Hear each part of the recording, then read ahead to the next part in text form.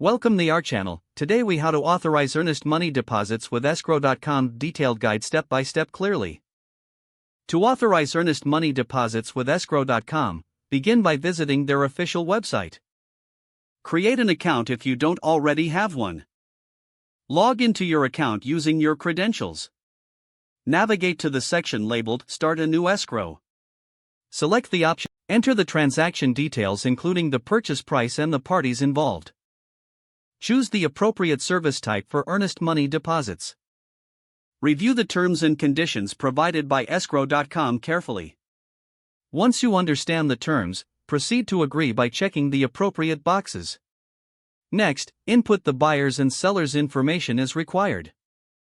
Enter the earnest money amount you wish to deposit. Add any additional terms or instructions if applicable. Review all entered information for accuracy. Click on Submit Transaction to move forward. The system will then generate an escrow agreement for both parties to review. Ensure both parties read and sign the agreement electronically. After the agreement is signed, you will receive instructions for funding the escrow account. Follow the funding instructions provided, which often include bank transfer or credit card options. Once the funds are received, Escrow.com will notify both parties of the successful deposit. Ensure to maintain communication between the buyer and seller throughout the transaction. Keep track of all notifications and updates from Escrow.com regarding the status of the deposit. With these steps completed, you will have successfully authorized earnest money deposits with Escrow.com. If the page does not load, refresh the browser or try again in a private or incognito window.